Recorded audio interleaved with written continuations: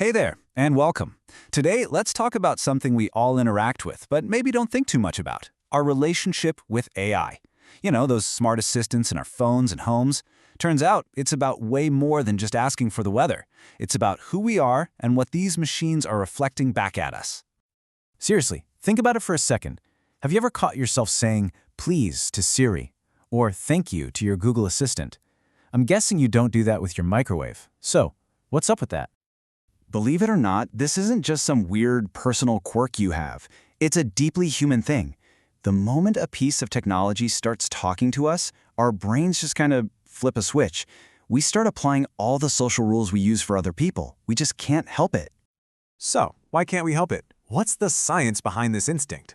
Well, there's a whole area of research that looks into this very question. And honestly, it has a pretty great name. It's called the Computers Are Social Actors Paradigm, or CASA for short. And the idea is simple. Our brains are hardwired for social life. That wiring is so deep that it kicks in automatically, even when we consciously know we're just talking to a bunch of code. We react as if there's a real social being on the other end. And this is exactly the kind of thing that fascinates researchers like Dr. Weizi Liu. She looked at these devices coming into our lives and saw something more than just tools.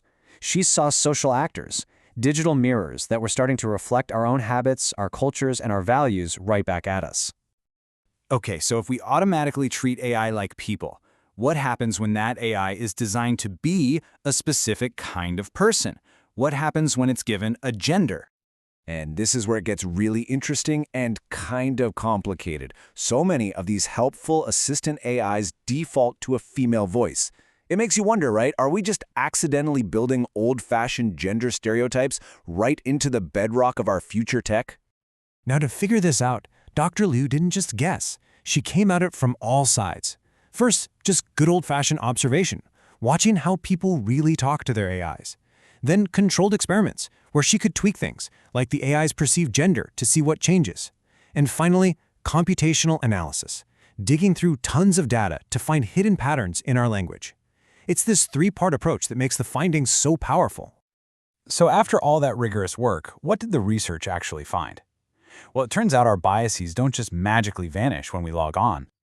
The big takeaway is this: all the subtle ways we change our communication based on gender in the real world, we do the exact same thing with AI. We carry those habits and expectations right over into our conversations with machines.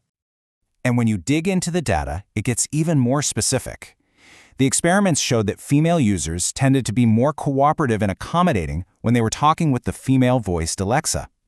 But on the other side of the coin, male participants actually reported having the best, most positive interactions when they were paired with a male-gendered AI. We really do seem to connect differently based on these digital identities. This research was already super important. But then, just a few years ago, the whole world of AI basically got turned upside down. These AIs stopped just being assistants and started becoming advisors. I mean, just look at how fast this all happened. Back in 2017, we were just getting used to smart speakers in our homes. Then, boom, 2022, ChatGPT arrives and shows us that AI can create, it can reason, and it can persuade. And today, that very same tech is being built into our shopping experience, acting as a personal guide for brands. The identity of that AI suddenly matters more than ever. So the big question for researchers now is much more focused. It's not just how do we talk to them, it's how do they influence us? Does the gender of a shopping bot make you trust it more? Does it change how you feel about a brand? And the million-dollar question, does it actually change what you decide to buy?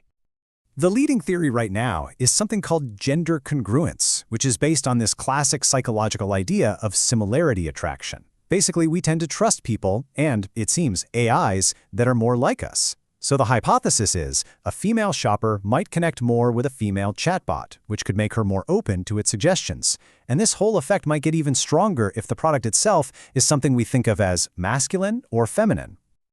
Okay, so all of this research, it leads us out of the lab and into some really big, thorny ethical questions for the people building these things, for the brands using them, and frankly, for all of us.